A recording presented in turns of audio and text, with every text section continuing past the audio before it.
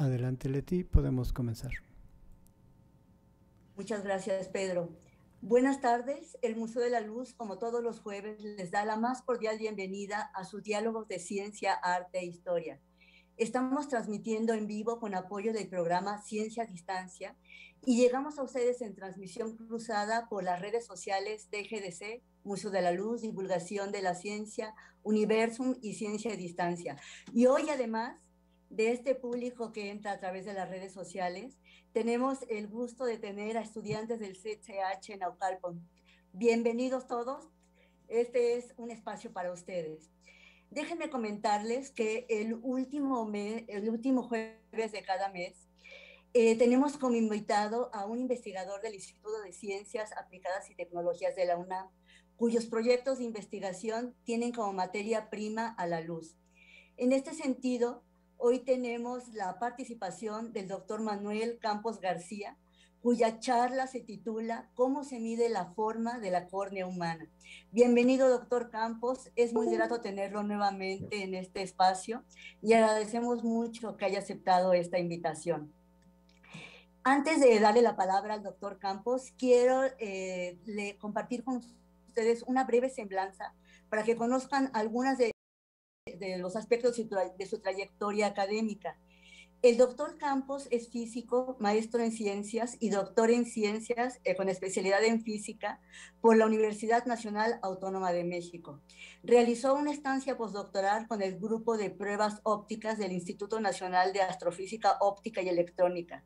Cuenta con una experiencia docente de más de 25 años en la Facultad de Ciencias y más de 17 años como técnico académico en el Centro de Ciencias Aplicadas y Desarrollo Tecnológico de la UNAM.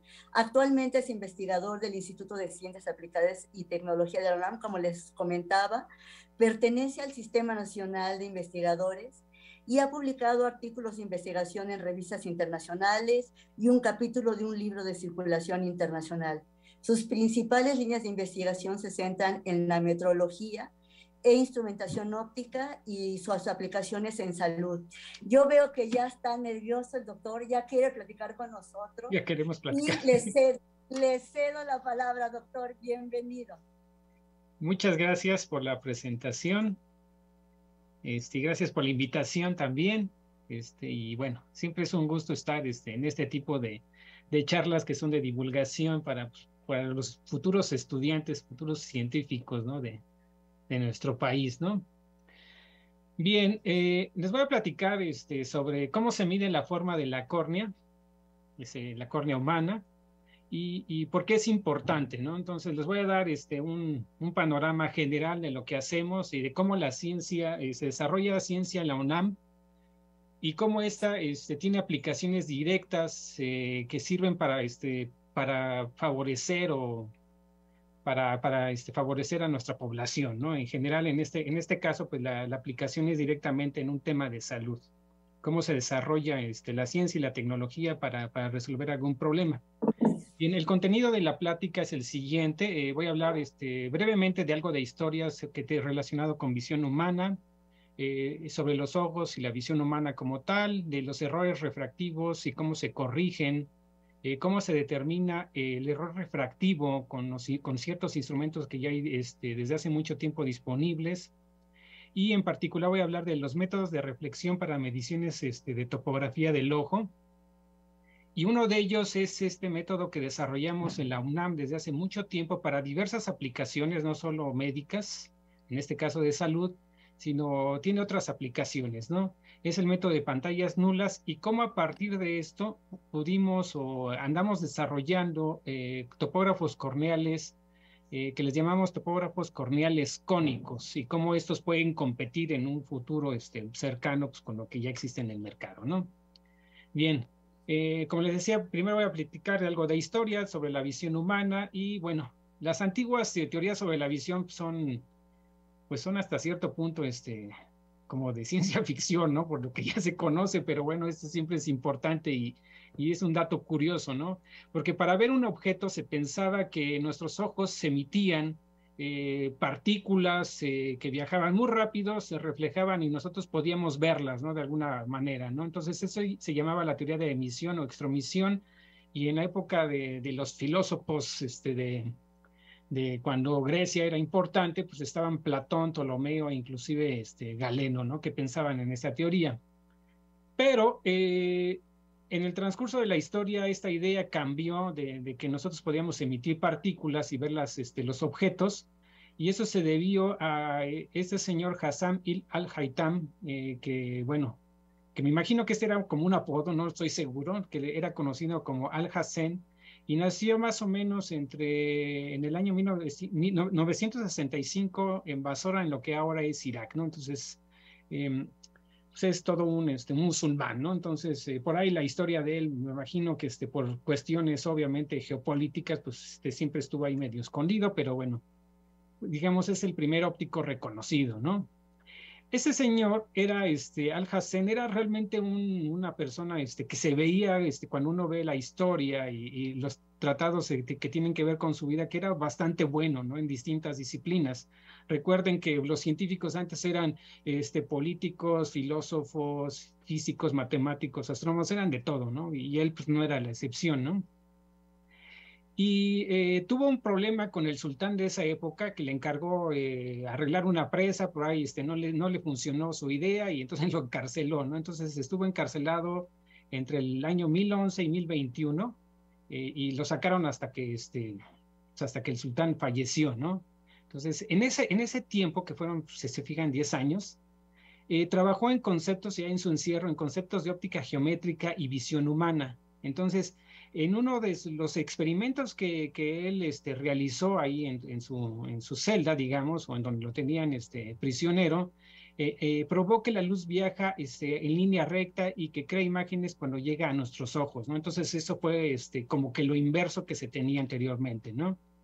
Ese señor inventó lo que se llama la cámara estenopeica, o lo que ahora conocemos como cámara oscura, que básicamente es una cajita que se le hace un agujerito y uno forma la imagen, ¿no? Entonces, este tipo de cámara, por ejemplo, en la época, en la época europea antigua, se usaba para hacer pinturas, ¿no? Hay gente que la usaba, ¿no? La cámara oscura para hacer cuadros, ¿no? Entonces hay cuadros muy famosos que se realizaron así, era como que medio tramposón, ¿no?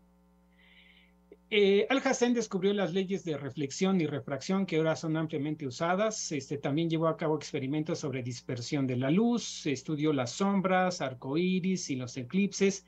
Y algo interesante de él es que elaboró el primer modelo de ojo desde el punto de vista matemático, ¿no? Entonces al ojo le puso ciertas geometrías y dijo, pues el ojo se comporta así, la córnea así, el cristalino de cierta manera y la retina de otra forma, ¿no? Entonces él era para formar imágenes del ojo, ¿no? Entonces el ojo lo pensó más bien como esta cámara oscura, ¿no? O sea, es decir, un detector que básicamente es donde se veía la imagen, el agujerito que actúa como el iris y la lente del cristalino y el objeto, ¿no? Entonces esa fue la idea que tenía, ¿no?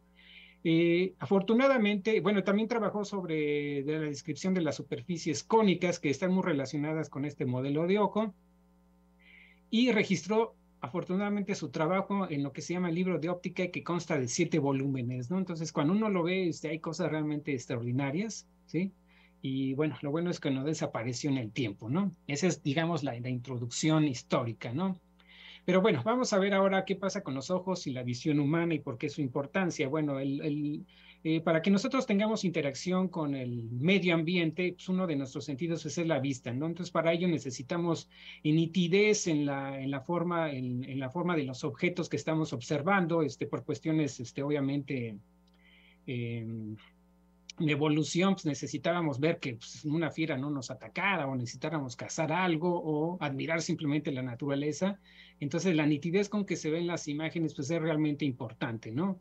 Entonces el ojo, bueno, el ojo humano está compuesto, se sabe por distintas es muy complejo, ¿no? Es un órgano realmente algo complejo, pero digamos aquí hay un esquema muy, muy sencillo, en donde tenemos la córnea, que digamos es el órgano transparente que está más expuesto hacia el aire. Después viene el humor acuoso, el iris, que regula la cantidad de luz, y la lente del cristalino. Luego aquí tenemos varios líquidos que le llaman el humor vítreo y la retina, ¿no? Entonces toda la información, aquí los órganos fotosensores están sobre la retina y la información se manda a través del nervio óptico y el cerebro pues, se encarga de traducirla, ¿no?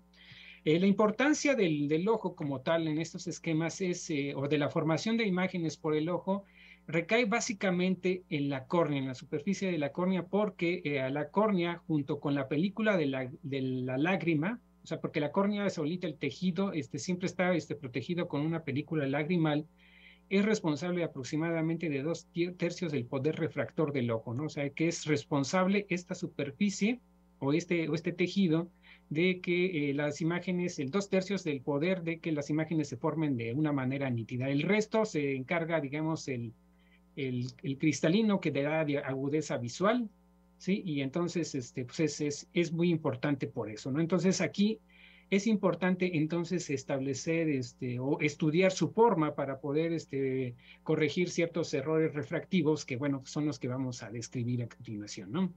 Los errores refractivos es cuando de plano tenemos problemas para ver, a lo mejor nos duele la cabeza o hacemos los ojos chiquitos, y esto va siendo al principio cuando uno puede nacerse con problemas, ¿no? Desde luego, pero si uno no los tiene, digamos, de manera natural y normal, conforme va avanzando el tiempo, nos fijamos que hay ciertos problemas, ¿no? Entonces, eso es que ya podemos tener un cierto problema con los errores refractivos, ¿no? Y básicamente los errores refractivos se refieren a los siguientes, ¿no? Uno de ellos es la miopía.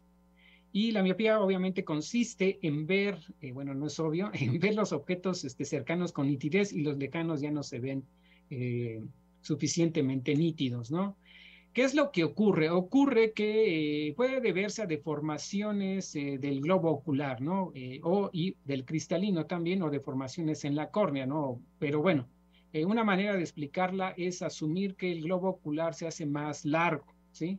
Por ejemplo, aquí tenemos un ojo normal, está el objeto cercano y se enfoca perfectamente bien en la retina, ¿no? Cuando cambia el globo ocular y se hace más largo, resulta de que los objetos se enfocan aquí y entonces cuando llegan las imágenes acá pues, se ven borrosas, ¿no? Entonces esa es una de las causas que se puede pensar, ¿no? Obviamente la gente de medicina, los oftalmólogos, esto es una manera de verlo, puede ocurrir, pero también puede ser debido a las curvaturas de la córnea, problemas en el cristalino o otros problemas que posiblemente haya, ¿no? O sea, no es la única causa. Otro de los problemas refractivos comunes es la hipermetropía, y en este caso los objetos lejanos se ven claros y los cercanos se ven borrosos, ¿no? ¿Qué ocurre? Bueno, al contrario de la miopía, aquí el globo ocular se piensa que se hace más corto y entonces las imágenes se enfocan atrás de la retina, ¿no? Entonces eso hace que aquí se vean borrosas las imágenes, como mostré en esta imagen, ¿no? Entonces es más o menos la idea, ¿no? Obviamente no necesariamente esto es lo que ocurre, sino también puede haber problemas de curvatura acá o problemas en el cristalino u otras cosas, otras enfermedades que se puedan tener, ¿no? En el sistema, ¿no? Y otro de los aspectos o errores refractivos que se tienen bien catalogados pues es el astigmatismo, ¿no? Normalmente el ojo no tiene una forma en su sección transversal, o sea, viéndolo de frente no tiene una forma circular como tal, sino más bien una especie de balón, ¿no? Ese es una elipse, ¿no? Entonces, en general puede presentar dos radios de curvatura, ¿sí? Que son perpendiculares o esto se llama en astigmatismo con la regla, o estar chueco esto, etcétera, etcétera, ¿no? En contra de la regla, ¿no? Y cuando ocurre esto, resulta de que los rayos, digamos, en este plano se enfocan en algún punto, otros en otro plano se enfocan en otro punto, y otros a lo mejor sí se pueden enfocar sobre la retina, ¿no? Y eso hace que las córneas sean, que las imágenes se vean borrosas o alargadas o haya problemas para ver, ¿no? Entonces, este es uno de los problemas que por la naturaleza de la forma de la córnea y la forma del ojo, pues son más o menos comunes, ¿no? Y también existe lo que se llama la presbicia, ¿sí? Esto es cuando el que le da nitidez a las imágenes, que es el cristalino, empieza a tener problemas, ¿no? Se empieza a hacer un poquito más rígido, y eso le ocurre a las personas que inicia aproximadamente a los 40 años, ya como yo, que tiene esos problemas. Y entonces los lentes se hacen, el cristalino se hacen poco flexibles y ya no puedes enfocar con mucha precisión, ¿no? Entonces, en este caso, a la distancia de lectura te cuesta trabajo leer, entonces uno tiene que estar haciendo como acercando, alejando, por ejemplo, un libro o el celular, ¿no? En este caso ahora, ¿no? Otro de los errores refractivos muy comunes y que afectan a la población mexicana es el queratocono, que básicamente consiste en que la córnea se adelgaza en algunos de los puntos de su superficie, y entonces se empieza a hacer un chipotito, ¿no? En forma de cono, ¿no?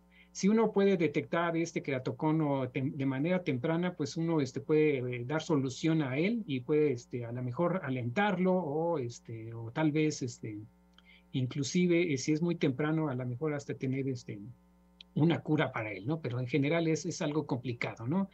En este caso, para un ojo normal, pues la curvatura más o menos es así. Si el queratocono es leve, pues empieza a ver un conito moderado, crece este cono, de plano severo es así, ¿no? Y esto es en eje, ¿no? Pero también puede estar por acá, o puede estar, digamos, visto de frente hacia un lado y hacia abajo. O sea, puede ser algo complejo en general, y eso hace que no vea uno bien las imágenes, ¿no? Entonces, esos son los errores refractivos, así, digamos, más comunes, ¿no? ¿Cómo se corrigen? Bueno, entonces para corregirlos se necesita conocer o medir de alguna manera la forma de la córnea, ¿sí? Y esto realmente es muy importante porque medirla, tener sus parámetros geométricos desde el punto de vista ya físico, como radios de curvatura, constantes de conicidad, diámetros, etcétera, etcétera, pues es muy importante para distintas aplicaciones clínicas y de investigación para desarrollar aparatos para poder saber su forma, ¿no? Entonces, eso realmente es importante, ¿no? Entonces, aquí viene, digamos, la parte ya de los físicos, ¿no? Pues vamos a inventarnos un modelo matemático, un modelo físico para poder trabajar en el laboratorio y cómo sería la córnea. Bueno, entonces una de las cosas es por ser una superficie convexa y contar con la lágrima, normalmente todas las imágenes se reflejan, ¿no? Y entonces uno usa ese hecho y entonces asume una superficie para la córnea que es convexa, que tiene esta forma, en donde si colocamos un objeto enfrente de ella, la imagen de este objeto siempre se forma, es una imagen virtual y siempre se forma atrás de lo que es la córnea y siempre va a ser más pequeña, ¿no? Ejemplos de superficies convexas de objetos son estos retrovisores y estos espejos que luego aparecen ahí en algunos comercios, ¿no? En los retrovisores, inclusive de los autos, aparece la leyenda: tenga cuidado porque las imágenes que se observan pueden ser más pequeñas o estar más cerca de lo que realmente están, ¿no? Entonces, ahí está la advertencia, ¿no? Eso es por lo que se llama la magnificación. Entonces, esa es, digamos, la primera idea de lo que podría ser una superficie corneal, ¿no? Que es una superficie convexa. Y bueno, dependiendo del área o del área o de la cantidad de superficie que queramos probar, uno la puede modelar considerándolo una esfera o un elipsoide que puede ser oblato o prolato. En promedio, para los adultos, para una córnea normal, las córneas son prolatas, son como estos, son, digamos, más o menos planas en la periferia y muy curvas en el centro.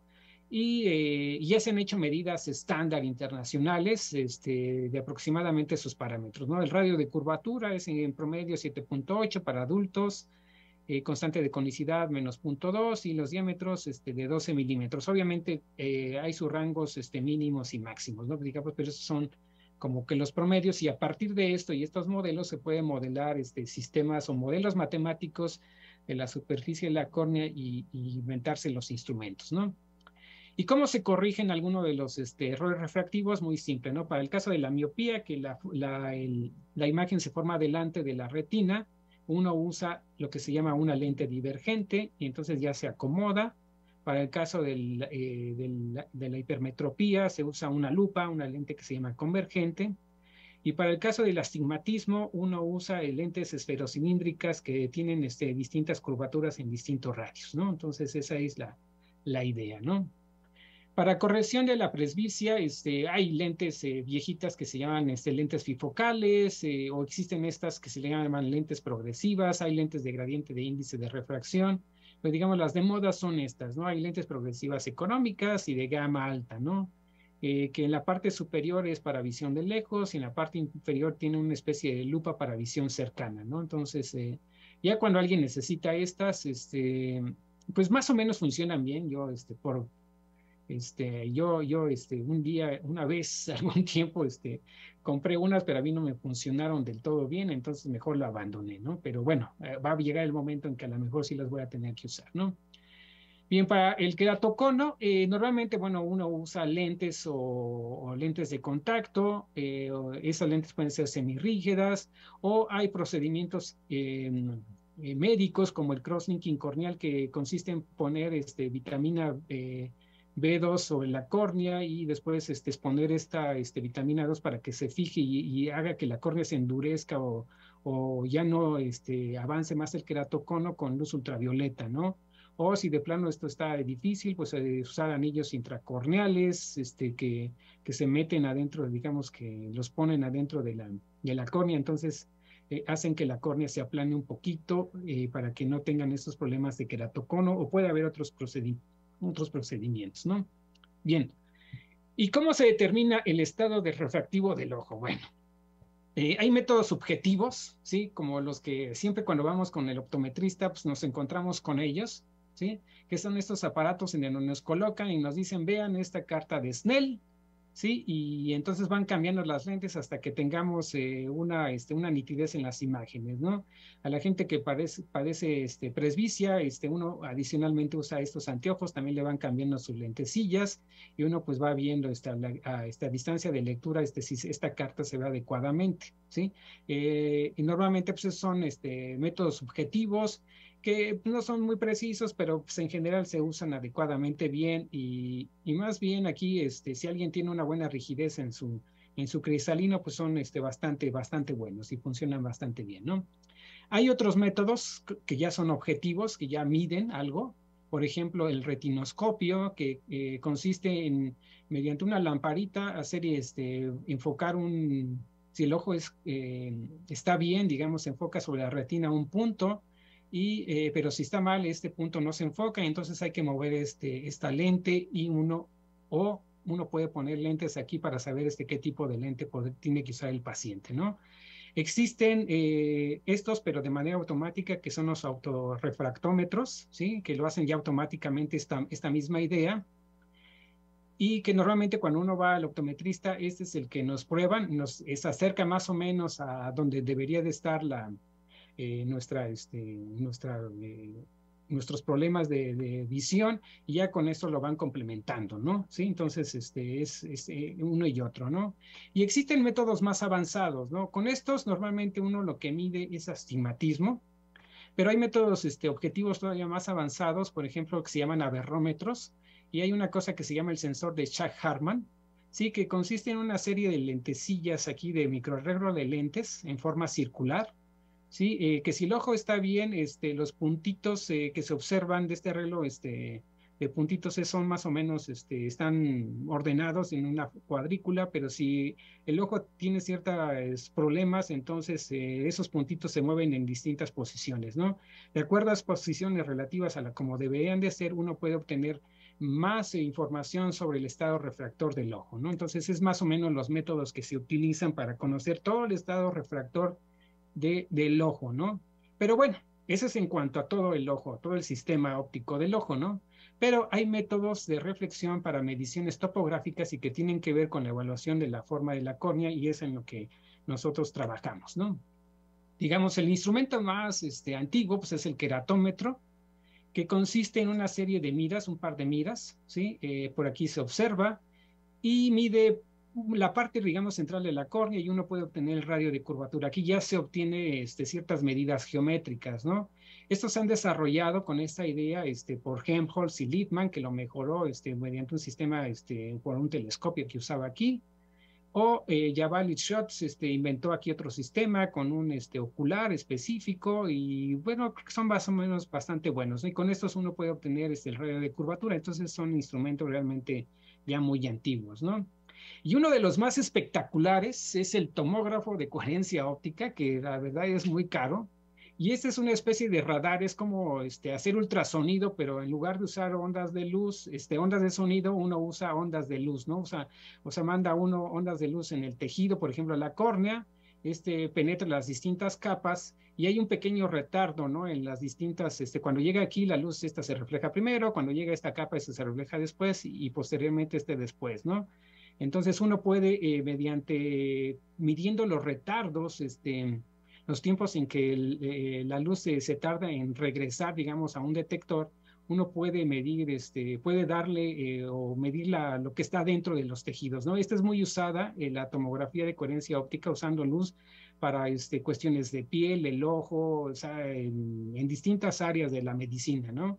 En particular, bueno, aquí nos vamos a centrar en la parte médica, ¿no? De oftalmológica.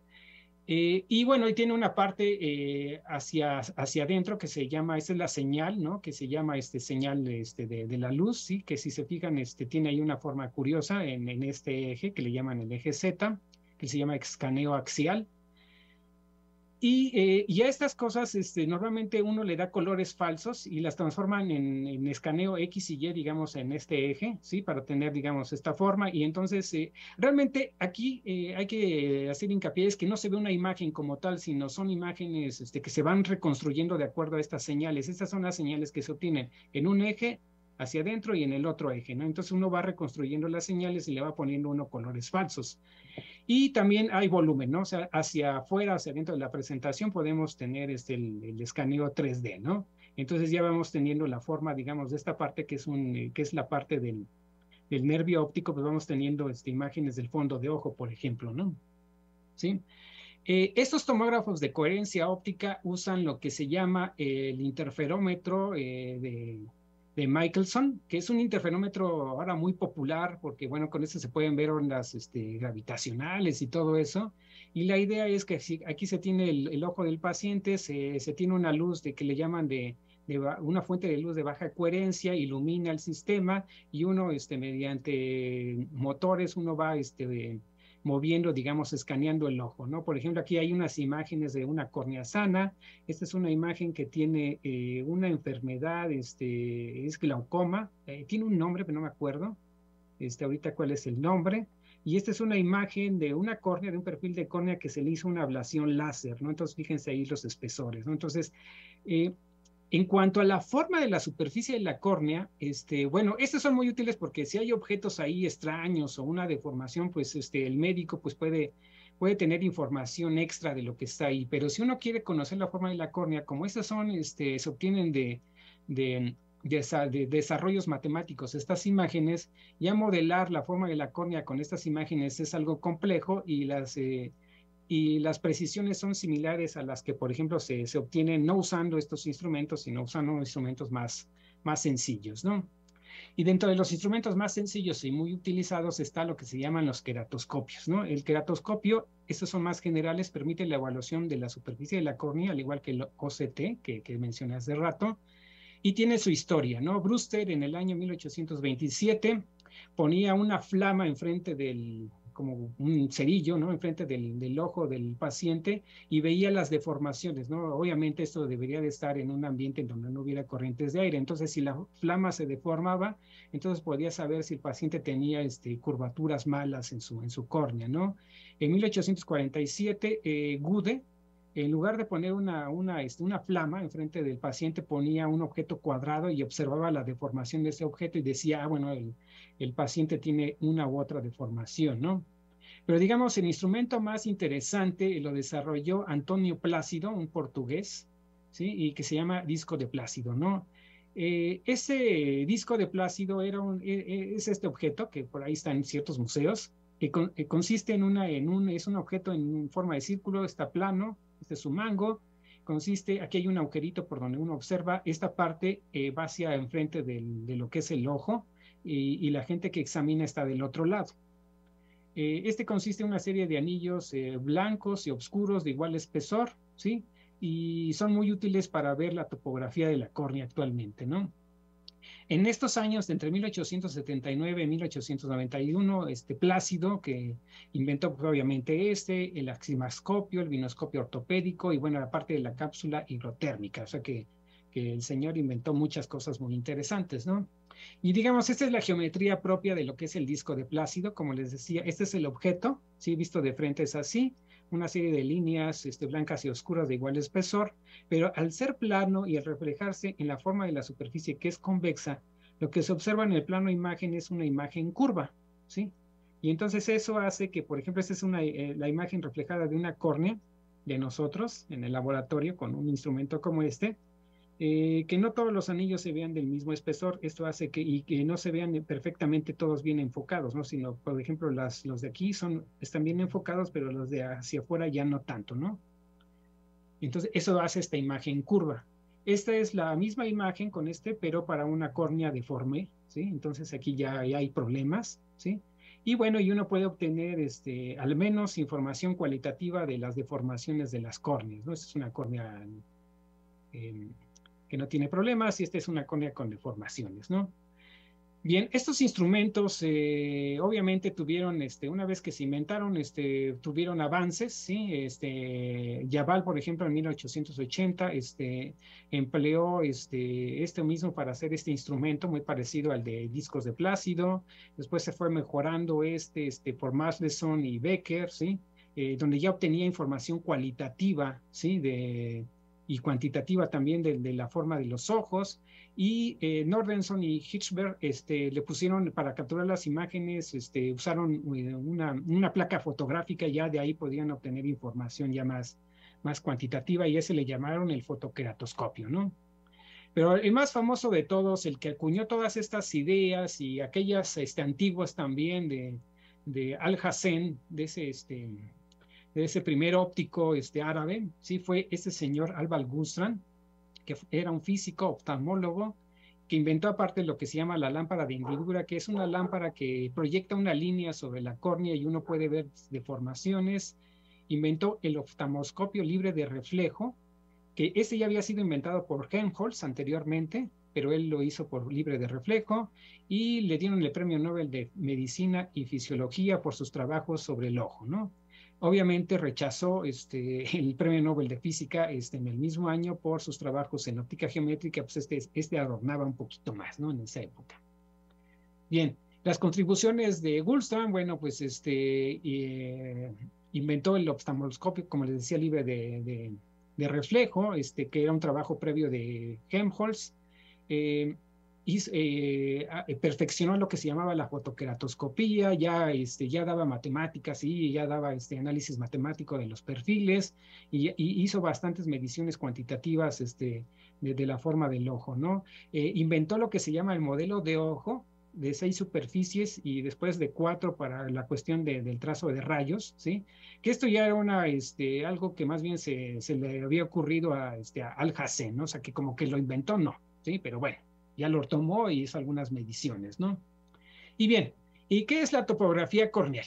¿Sí? La topografía corneal se refiere a la medición y caracterización de la forma de la superficie de la córnea humana, y son 3 cosas los que se tienen que medir. Es medición de la elevación, radios de curvatura, que se llaman sagital y meridional, y el poder refractor. Estos 3 parámetros son los que un médico o un optometrista debe de conocer, ¿no? Para ya describir lo que se llama la topografía de la córnea, su forma, ¿no? Pero ¿qué es la elevación? La elevación está relacionada con con la forma de la superficie. Si digamos, de alguna manera podemos medir la forma de la superficie, pensemos que la forma de la superficie es una córnea bastante deforme, que es esta curva de colores. Entonces, la elevación se refiere a la diferencia entre esta curva de colores y una superficie esférica de referencia. Entonces, a lo que se llama elevación son estas diferencias, ¿no? Aquí son, digamos, diferencias positivas, para acá serían negativas, aquí, por ejemplo, en el vértice sería 0, por aquí en esta parte 0, etcétera, etcétera, ¿no? Y con eso ya uno puede ver qué problemas hay en la córnea, ¿no? Y estos son importantes, estos parámetros: radiocurvatura, poder refractor y elevación, para distintas aplicaciones médicas y de investigación, por ejemplo, ajustar lentes de contacto, realizar cirugías de cataratas, o cirugías corneales, o corneales refractivas que usan láser, por ejemplo, ¿no? Y los instrumentos basados en discos de Plácido para medir la forma de la córnea, pues son estos instrumentos. Por ejemplo, este es uno muy famoso, ¿sí? El Carl Zeiss, ¿sí? y tienen precisiones y reproducibilidades en el poder refractivo en el rango de más o menos punta una dioptría, ¿sí? Tolerancias en radio de curvatura de 0.02 milímetros y errores en la elevación que están entre 2 y 6 micrómetros, o sea, son bastante buenos, ¿no? El mejorcito, digamos, de todos es el Carl Zeiss, pero en el mercado han surgido nuevas opciones. Por ejemplo, este es el Cassini, que en lugar de usar anillos usa LEDs luminosos arreglados. Estos están en un plano y los ponen en una especie de prismas, ¿no? Entonces llenan toda esta parte circular con pequeños prismitas, ¿no? Aquí se ven 1, 2, 3, son como unos 6, ¿no? Algo así. Yo no lo he visto físicamente, ¿no? Entonces con eso ya tienen puntitos en lugar de círculos y pueden medir con precisión más cosas, ¿no? Pero bueno, nosotros también podemos medir la topografía corneal usando lo que llamamos el método de pantallas nulas, que básicamente el método de pantallas nulas es lo siguiente. Nosotros creamos un arreglo en 3 dimensiones de puntos o objetos, de tal forma que cuando se reflejen sobre la superficie de la córnea, en el plano donde vamos a observar la imagen, se observa un arreglo ordenado de puntos, ¿sí?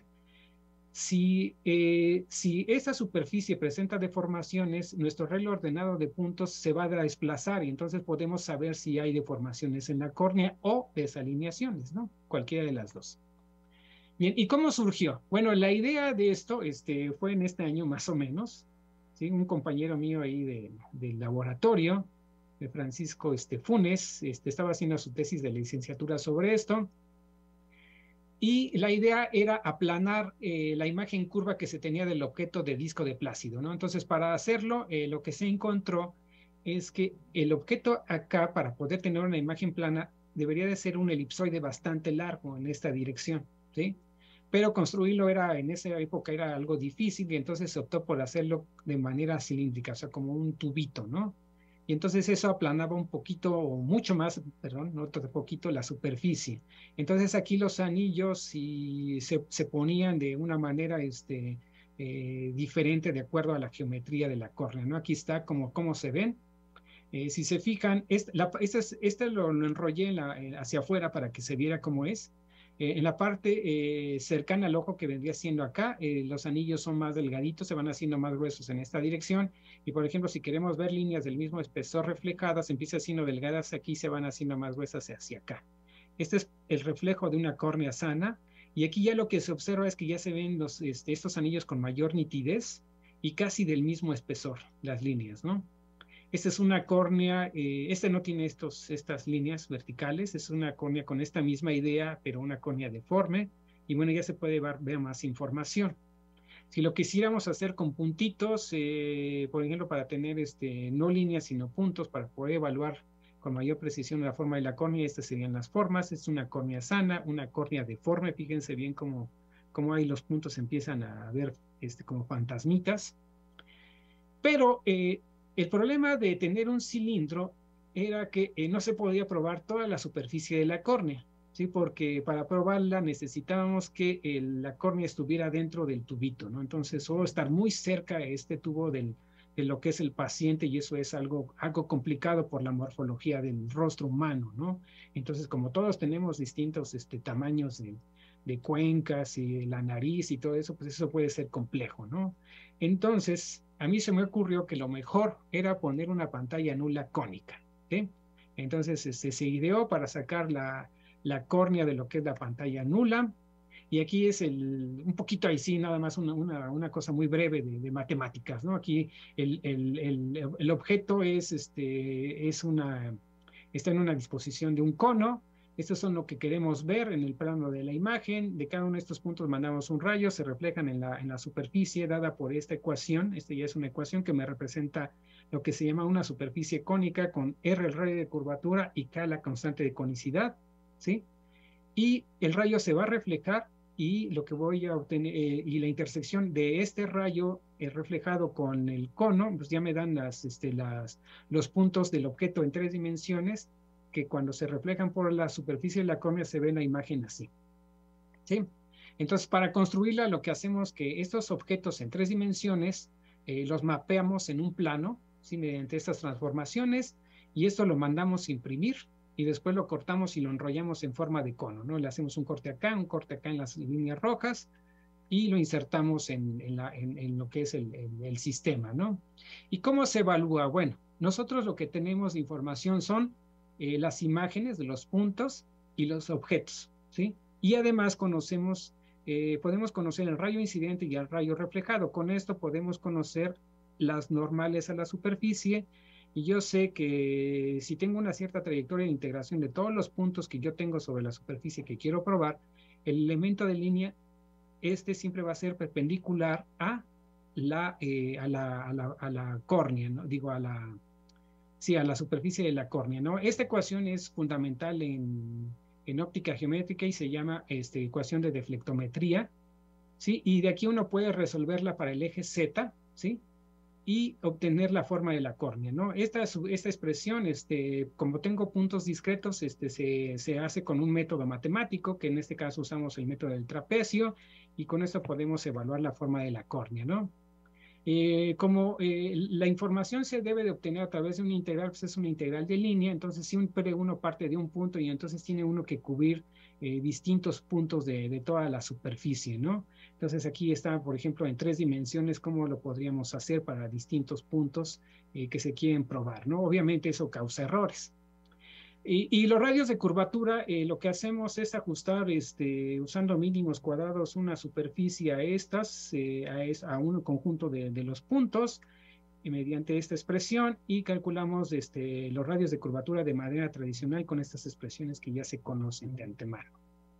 Bien, entonces, eso es cómo se evalúa. Y ahora viene la parte de qué es lo que hacemos, ¿no? ¿Cómo diseñamos el topógrafo corneal? Bueno, primero, partimos de la forma de la superficie de la córnea. Esto es en azul, ¿no? Estos son los parámetros de la córnea, el radio de curvatura, la constante de conicidad, su diámetro.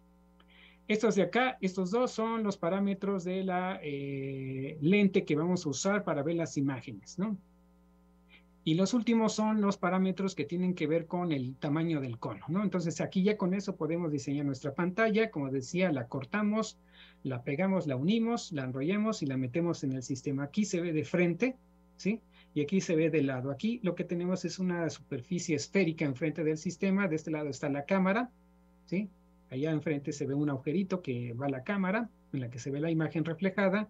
Y aquí ya es una superficie esférica, que se usan para modelar topógrafos corneales, ¿no? Que tiene radio de curvatura de 7.8 y diámetro de 12 milímetros. Esta es la superficie que se pone, y estas son las imágenes reflejadas que se observan. Si se fijan, se obtienen todos los puntos, se procesa la imagen, se calcula la forma de la superficie, y estos son los datos que se obtienen, ¿no? Radio de curvatura tiene precisiones o tolerancias de más o menos 0.2, que en comparación con los comerciales estamos en el rango. Poder refractores, punto en dioptrías, este es el comercial, igualito, y en elevación están entre 2 y 6, y nosotros tenemos mediciones hasta de 2 micras, inclusive menos si tenemos cuidado en las mediciones, ¿no? Entonces, podemos competir con estos sistemas comerciales en cuanto a las precisiones, ¿no? Y ya para probar una superficie de la córnea, digamos, de manera cualitativa usando este instrumento, pues estas son las imágenes que se observan, ¿sí?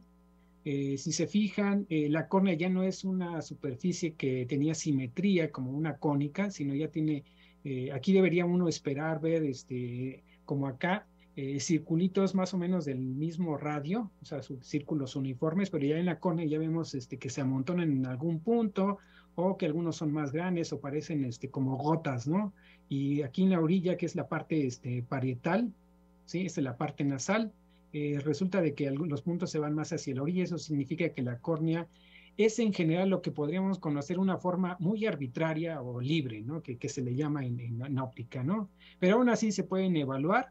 Aquí medimos la forma de la córnea. Esta es una córnea izquierda, pero ahora, por ejemplo, usando fondo claro, fondo oscuro y puntos blancos.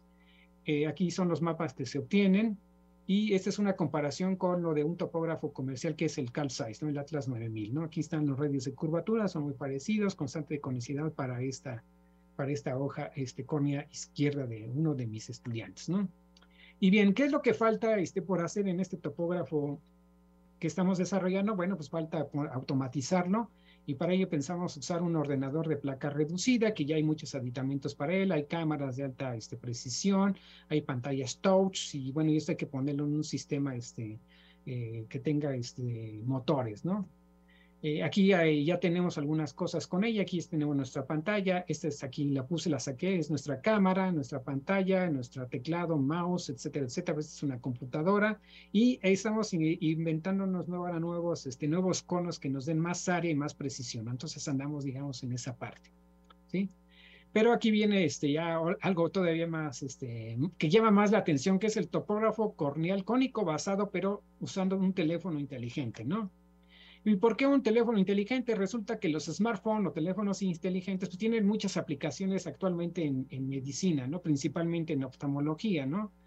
Donde hay, los teléfonos se usan para ver fondos de ojo y etcétera, etcétera, ¿no? Pero nosotros fuimos los primeros en usarlo para desarrollar un topógrafo corneal, ¿sí? ¿Y por qué? Bueno, pues porque ofrece costos bajos para hacer diagnósticos, que podrían ser en otro caso costosos y que pueden llevarse a áreas en donde el acceso puede ser difícil, etcétera, etcétera, ¿no? ¿Y por qué? Bueno, pues las características del teléfono inteligente obviamente es que básicamente es una computadora, tienen poderes de procesamiento grandes, se pueden programar. Ubicuidad significa que todo el mundo básicamente lo tiene, o casi todos, ¿no? Los tenemos, y la conectividad, ¿no? Con la red, ¿no? Entonces esas son ventajas que presenta tener uno así. Entonces la idea de construir un topógrafo corneal basado en esto, que obviamente va a quedar compacto, es tener el smartphone, capturar las imágenes con sus cámaras que son muy buenas. Este ya sería la pantalla nula, quedaría aquí, digamos, en la parte verde, y un sistema de iluminación, y aquí pondríamos el ojito o el sistema de prueba de referencia, ¿no? Y para ello, mis estudiantes hicieron mediciones de morfología del rostro, estudiaron algunos smartphones en general, y encontraron que en promedio el tamaño, la altura del cono aquí truncado debe ser 7 centímetros, el agujerito aquí, dependiendo también de los agujeritos de las cámaras, estaba de 6 milímetros en el radio, y la base para que entrara bien en la cuenca del ojo aproximadamente de 32 milímetros, ¿no? Aquí está un diagrama de cómo podría ponerse enfrente del paciente. Aquí está su ojo, la pantalla, el sistema de iluminación aquí en medio, y por acá se pone el teléfono inteligente, ¿no? Entonces son algunas imágenes de lo que se tiene, ¿no?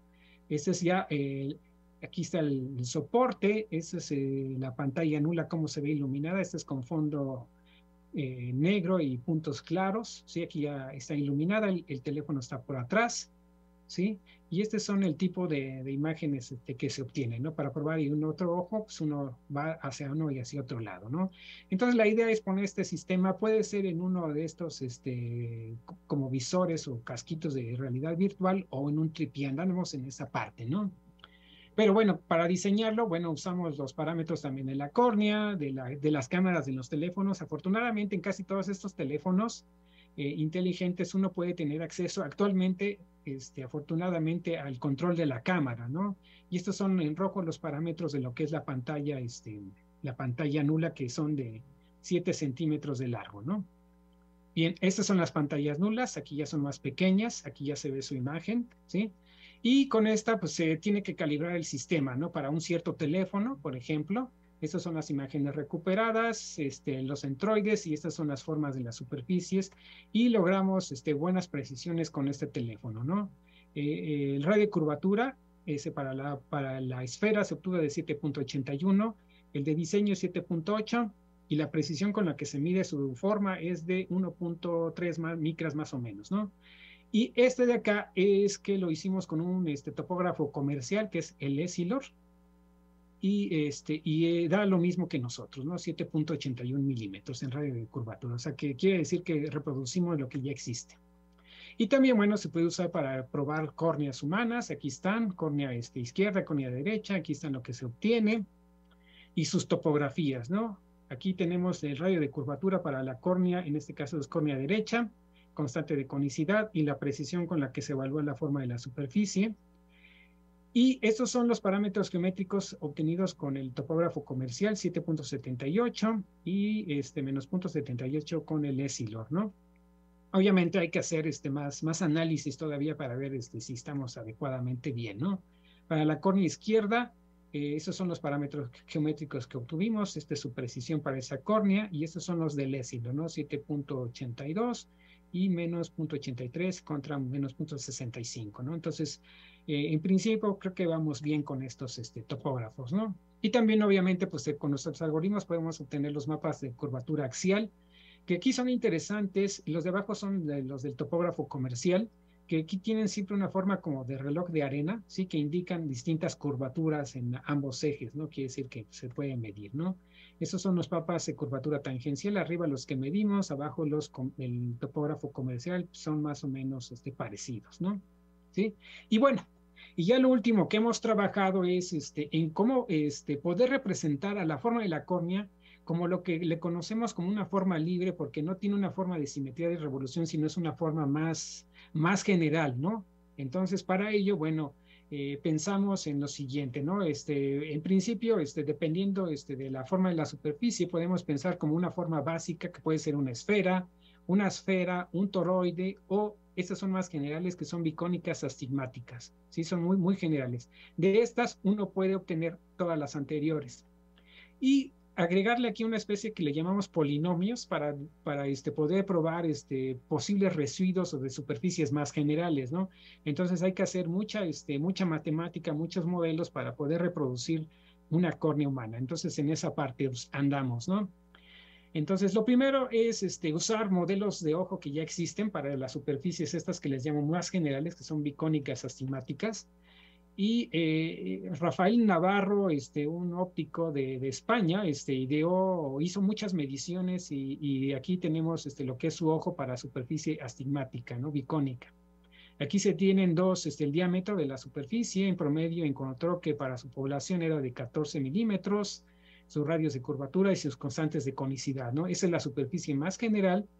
Y nosotros aquí mandamos a construir por la Universidad de la Mixteca, con estos parámetros geométricos, una superficie hecha es una especie de plástico, PDMS, que es este plástico Silgar 184, y con esta procedimos a diseñar nuestro topógrafo comercial, compacto.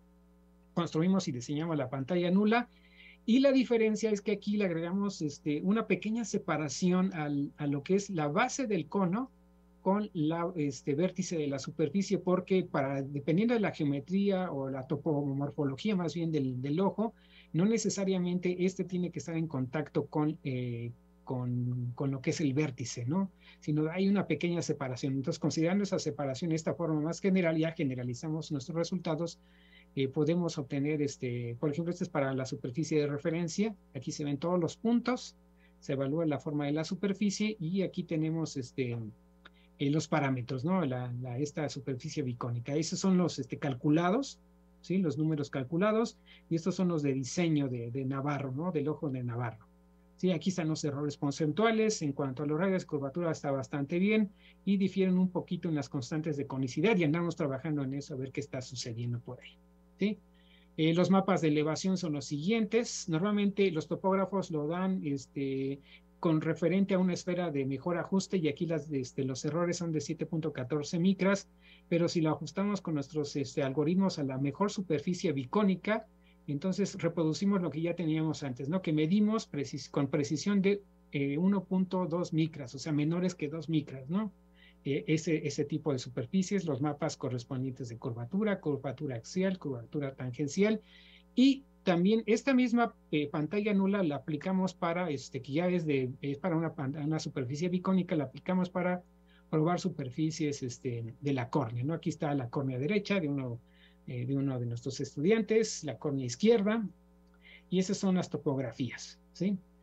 Aquí están los parámetros geométricos, los radios de curvatura en ambos ejes, las constantes de conicidad y la precisión, ¿no? Entonces, pues ya tenemos estos resultados. Falta compararlos con los del topógrafo comercial, pero ahí, como nos dan estos parámetros, tenemos que hacer algo extra, ¿no?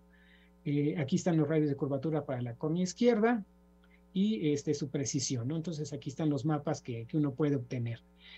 ¿Cómo se pueden obtener estos mismos mapas con un topógrafo comercial? Es obteniendo los datos rudos que te arroja el topógrafo comercial, que a veces no es tan directo, o a veces de plano no te los da, y entonces procesarlos y poder y poder ¿cómo se llama? Hacer mínimos cuadrados y obtener estas cosas para que se repitan, ¿no? Y finalmente les muestro nuevos soportes que estamos ensayando, ¿sí?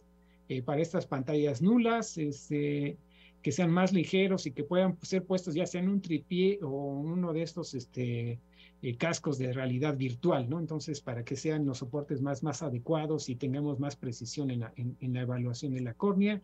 Y finalmente, los agradecimientos, como en cualquier proyecto de la UNAM, hay que agradecer a la misma UNAM a través de los programas PAPIT, a través de estos números de proyectos, y al CONACYT, que nos apoya con el Laboratorio Nacional de Óptica la Visión, donde tenemos topógrafos comerciales y ciertos instrumentos para comparar con nuestras cosas que estamos haciendo. Y bueno, muchas gracias por su atención y espero que haya muchas preguntas. Efectivamente, nos han bombardeado con preguntas. Voy a empezar con las primeras. La primera es de José A.R., que es estudiante de la Facultad de Ciencias, y menciona, cuando vamos a la óptica, nos están cambiando de lentes y parecería que es ensayo y error para saber cuál es el lente que nos va a funcionar. Sin embargo, está viendo que con esta charla hay métodos objetivos. Y su pregunta es, ¿se podría calcular con estos métodos la lente perfecta para mi ojo sin estar jugando con lentes a ver cuál me queda bien? Esa es la pregunta más grandiosa que puede existir, ¿no? Infortunadamente, como lo dije, la forma de la córnea pues es una forma realmente arbitraria, ¿no? Entonces nosotros la aproximamos siempre con las geometrías que conocemos, ¿no? Y todavía peor, ¿no? La córnea, digamos, para un paciente más o menos o relativamente sano, que digamos nada más tenga este problema de error refractivo, si uno se levanta en la mañana, conforme transcurre el tiempo, cambia su curvatura, ¿no? Entonces eso todavía lo hace más complejo, ¿no? Y si uno va a la evaluación, si uno está cansado, eso, también, ahí varía, ¿no? Y otro aspecto es, pues normalmente pues son cosas que van surgiendo, esto se va mejorando y una lente perfecta tal vez en este momento no, pero a mí se me ocurriría con ahora hay nuevos materiales, ¿sí? que se utilizan, ¿cómo se llaman? Metamateriales, ¿no? En los cuales ahora uno puede hacer lentes, ¿sí? Y superficies basados en estos materiales. Uno puede cambiar las curvaturas, y esto es un poquito como de ciencia ficción, ¿no? Como cuando veíamos Star Trek, que había un señor ahí que tenía unos ojos así como que de mosca y podía cambiar la curvatura a placer, ¿no? Tal vez eso podría ser, y entonces combinarlo con lo que se llama en astronomía con óptica adaptiva o adaptativa, y tener en principio algo que nos dé más nitidez en las imágenes, pero en general no siento que no hay un método definitivo, sino más bien este es un amplio campo de trabajo para poder ver cuál sería la mejor lente para cada quien, ¿no? Normalmente cuando uno va con el optometrista o el oftalmólogo y uno hace las mediciones, lo primero que lo llevan a uno es a estos instrumentos autorrefractómetros, y más o menos calculan por dónde debería de estar su problema, ¿no? Ya tienen más o menos las curvaturas que van a usar, y con eso ya sería el método objetivo, ¿no? Obviamente al final de que se pone en la superficie, porque también ahí puede haber error, pueden no funcionarles bien, pero siempre nos queda digamos el lente del cristalino, que es el que hace que enfoque de una manera más adecuada o no, ¿no? Si nuestro cristalino es más o menos bueno, pues entonces nuestras lentes pueden servir más o menos adecuadamente. Ahora, si se fijan, casi todos los instrumentos, ¿sí? A excepción de los que ahora estamos desarrollando, sobre todo el basado en el cono pequeño, que es ¿cómo se llama? Que tiene más área, casi todos tienen buenas precisiones por ejemplo, los comerciales, los topógrafos comerciales, el área que se toma es el área central, ¿sí? Y eso es importante también, o no pasa nada, porque normalmente cerrando, digamos, el iris, cuando no está del todo abierto, no todos los rayos de toda la curvatura del ojo entran a la retina, ¿no? Entonces, pues son relativamente buenos. Entonces, cualquier superficie, por curva que sea, siempre se le puede aproximar una esfera y por eso funcionan adecuadamente bien estas. Espero que eso haya servido un poquito. Sí, podríamos decir que la forma de la córnea y todas sus irregularidades hacen difícil esta creación de la lente perfecta, ¿no? Sí, pero ya hay nuevos materiales y nuevas investigaciones y que en una de esas igual y sí, ¿no? O sea, vamos para allá. A lo mejor no llega uno a la perfección, pero sí se puede uno aproximar. Correcto. José quedó impresionado por los métodos. Dice, estos métodos objetivos son muy caros. Casi no los he visto en las ópticas. Bueno, los retinoscopios, esos son muy comunes, ¿no? De hecho, hasta estos son realmente algo, ¿cómo se dice? Algo antiguos. Las lámparas de hendidura, pues no son un invento reciente. Por ejemplo, esta fue inventada por Gullstrand hace ya más de 100 años, ¿no? Más o menos, ¿no? Sí. Pero digamos, los más recientes son estos, los de tomógrafos de coherencia óptica. Pues comprar uno de estos, porque además no solo miden la curvatura, sino te dan información del espesor, de la parte posterior, la parte anterior, fondo de ojo, etcétera, etcétera. Tienen muchas cosas muy interesantes, ¿no? Y sí, son muy costosos, y las precisiones de estos, aunque son muy caros, en cuanto a los topógrafos corneales se refiere, son igualitas, ¿no? O sea, son del orden de 2 micras, los más precisos, ¿no? Bien, los jóvenes de CCH Naucalpan tuvieron que regresar a su siguiente clase, pero dejaron la siguiente pregunta. Dice, soy Emilio Yael del CCH Naucalpan. ¿Qué le sucede a la córnea cuando hay abrasiones por accidente? ¿Qué pasa si sucede un rasguño superficial en este tejido? ¿Cómo afecta esto a la vista? No lo sé, para eso hay que ser médico, ¿no? Pero bueno, normalmente cuando uno hace una operación láser, y eso, bueno, es conocido, digamos, de cierta forma, se quita una pequeña capa, no recuerdo exactamente el espesor para llegar a lo que es, digamos, la parte central, que no me acuerdo el nombre, y ahí se hace la ablación, ¿no? Entonces, tener una pequeña cortadura, digamos, superficial, pues va a sanar, creo que sin ningún problema. Pero también si uno no se talla y eso, pues, pues no puede tener uno un problema más general, ¿no? Pero si ya tienes una lesión más grave, pues sí, es acudir al médico y bueno, y ver. Ellos ya saben qué hacer y a qué se refiere, ¿no? Pero no sé yo, no. Correcto. Por eso siempre hay un oftalmólogo, ¿no? Que se dedica a esto. Pero podríamos hacer el símil a cuando uno raya un lente. Hay cierta se podría generar cierta cicatriz que alterara la vista, la visión.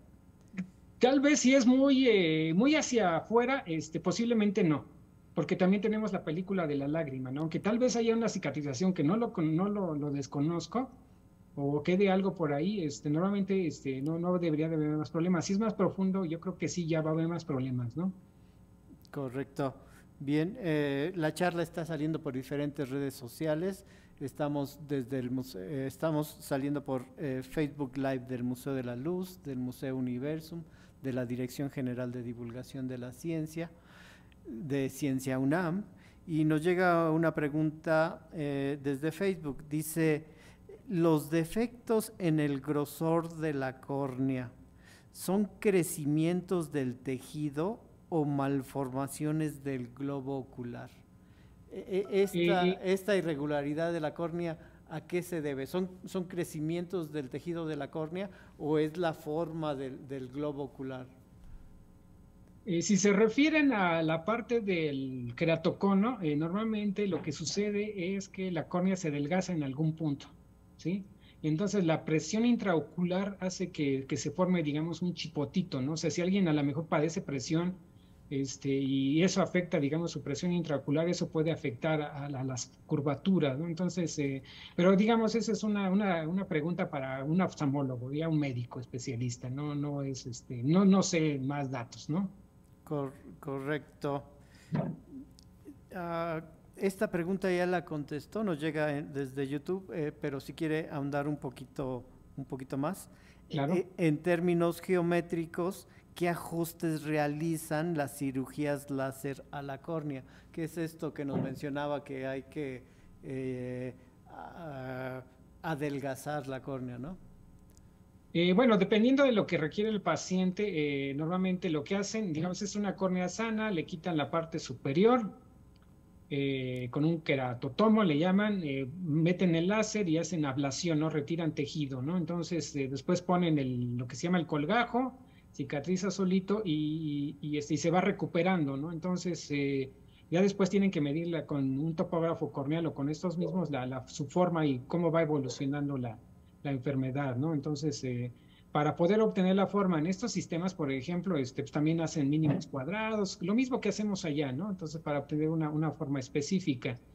Pero bueno, comentando con algunos oftalmólogos, a veces hay problemas, ¿no? Que normalmente no los dicen, ¿no? Pero ya en corto, sí hay problemas, de repente con infecciones o con que el tratamiento no fue el adecuado o el paciente no, se la hicieron y no se la debían de haber hecho. O sea, sí hay cosas, luego espantosas por ahí, pero bueno, hay que tener cuidado, ¿no? Yo, por ejemplo, cirugías con láser, ya es de plano, ya cuando alguien ya necesita, o ya tiene lentes muy grandes o tiene deformaciones muy complejas, ¿no? Se haría una cosa así, pero antes no es necesario. Sí, entonces requiere de un buen estudio, definir cuáles son sus problemas y en función de eso es la intervención que se hace. Exactamente, sí, por eso decía que los parámetros geométricos que se obtienen de la topografía son importantes, ¿no? El poder refractor, la elevación y los mapas de curvatura, ¿no? Para que tengan un panorama general. Correcto. Ahora quisiera pasar a hacer una pregunta para el público. Tenemos un par de regalos de la Dirección General de Divulgación de la Ciencia. Si me da permiso, vamos a plantear una pregunta para el público y aquellas dos personas que respondan de manera acertada en nuestra cuenta de correo videoconferencias@dgdc.unam.mx se van a hacer acreedores a un regalo de la Dirección General de Divulgación de la Ciencia. Ahorita la cuenta de correo está apareciendo en pantalla y la pregunta es la siguiente. Dice, durante la charla se mencionaron los componentes anatómicos del ojo humano. Menciona 3 de estos componentes anatómicos del ojo humano para participar en esta trivia. Entonces, los primeros 2 personas que nos respondan con 3 componentes anatómicos del ojo humano serán acreedores a estos regalos. La siguiente pregunta es sobre las lágrimas. Usted mencionaba que son muy importantes en el poder refractor de la córnea. Dice Marina Gámez, que nos sigue en YouTube, dice, me sorprendió que las lágrimas tuvieran tanta importancia en nuestra buena vista. Sin embargo, he oído hablar que la calidad de las lágrimas varía a lo largo del día y a lo largo de los años. ¿Es esto cierto? Creo que sí, no estoy muy seguro del todo, pero bueno, siempre son preguntas, parece que son para un médico especialista, pero lo que sí sé es que hay un síndrome muy interesante que se puede evaluar con este topógrafo que se llama el síndrome de ojo seco. Entonces, en este caso, gracias a la película, o sea, el tejido de la córnea así, sin la película de la lágrima, sería un tejido opaco, o sea, no va a reflejar nada. Entonces, lo que hace la pequeña película de lágrima es de alguna manera reflejar, ¿no? Y hay gente que empieza a tener sus ojos llorosos, cada rato se está tallando, y eso es por la calidad, digamos, de la lágrima, ¿no? Entonces la lágrima, por tensión superficial desde el punto de vista físico, se rompe rápidamente en algunos casos, ¿no? Que la gente que tiene este síndrome de ojos secos se rompe, y entonces por eso siempre está parpadeando, ¿no? Para que siempre esté, o más constantemente con su pequeña película de lágrima. Parece ser que hay tratamientos médicos para poder que estos no se rompan, y hay estudios muy específicos para poder probar lo que se llama el síndrome de ojo seco, que con este instrumento con el que estamos también desarrollando nosotros se puede obtener. ¿Por qué es lo que sucede? Se coloca, digamos, imaginemos, se coloca al paciente que tiene este síndrome enfrente del topógrafo, se le dice, abre tu ojito, se le saca digamos, video, y llega el momento en que la imagen se empieza a hacer borrosa. En ese momento, la película de lágrima pierde su tensión superficial, digamos, o sea, ya deja de perder su calidad, y esos tiempos son importantes. Y aparte, bueno, se hace un estudio químico de la calidad de la lágrima, y con esos datos el oftalmólogo te puede dar un tratamiento adecuado, qué tipo de gotas, etcétera, etcétera, para poder medir lo que se llama el síndrome de ojo. Entonces el tiempo que se tarda en romper la película lagrimal es realmente muy importante para este tipo de diagnósticos. Y se puede hacer con este método. Correcto. Nos están llegando respuestas a la pregunta a través del chat de YouTube. Les recuerdo que las respuestas es a través de correo electrónico a nuestra cuenta de videoconferencias @dgdc.unam.mx. La siguiente pregunta es de Marina Solorio. Dice, desde el punto de vista de la óptica, ¿cuáles serían las recomendaciones para usar lentes normales, lentes de contacto o definitivamente cirugía? Bueno, creo que medio lo dije por ahí, pero lo podemos plantear así. Cuando uno tiene un error refractivo ligero, o sea, pocas dioptrías, normalmente pues usar unos lentes anteojos, sobre todo, pues es muy recomendable, ¿no? Poco recomendable sería usar lentes de contacto, porque pues, puede generar otro tipo de problemas, ¿no? Por ejemplo, la córnea, al ser transparente, un tejido transparente, obtiene, digamos, su oxígeno, o sea, no hay vasos sanguíneos, lo obtiene del aire, ¿no? Entonces ya ponerle un tope ahí ya es algo complejo, ¿no? Aunque se han desarrollado lentes de contacto que permiten el paso de las partículas de aire, pues no creo que funcionen del todo al 100%, ¿no? Se han hecho avances de eso, pero al final sí es algo latoso. Ahora, otra de las cosas, desventajas de tener un lente de contacto es, se diseñan para ciertas formas de la córnea, pero como nosotros no conocemos del todo la forma de la córnea, pues entonces puede ser también, para algunos pacientes su sensibilidad puede ser algo molesto, ¿no? ¿Sí? Entonces, bueno, pero bueno, si hay queratocono, por ejemplo, existencia de queratocono, los lentes de contacto al principio son muy, muy, muy recomendables, ¿no? Y ya de plano, cuando ya los lentes o los anteojos son muy pesados o ya no hay un lente de contacto adecuado para que uno los pueda tener, entonces sí sería bueno una cirugía ablasivas, ¿no? Del tipo LASIK que le llaman, ¿no? ¿Sí? O otro tipo de cirugías, ¿no? Que hay diferentes, ¿no? Hasta inclusive trasplantes de córnea. Hace unos días, hace como una semana, escuché parece ser unos científicos ingleses que ya podían hacer trasplantes de córneas de animales en córneas, sí, en humanos, ¿no? Y parece ser que funcionan adecuadamente bien, pero bueno, hay que ver, ¿no? Con el tiempo si eso es adecuado o no. Claro. Mónica Ramírez menciona lo siguiente en YouTube, dice, súper interesante, muchas gracias por la información. Ahora nos llega la siguiente pregunta desde Facebook Live, dice, ¿cómo un dispositivo portátil como el que explicó con el teléfono celular ayudaría en campañas de salud visual en la población? ¿Qué tipo de problemas se podrían detectar con este mecanismo portátil, con este dispositivo portátil? ¿Y quiénes tendrían que interpretar los resultados de este dispositivo?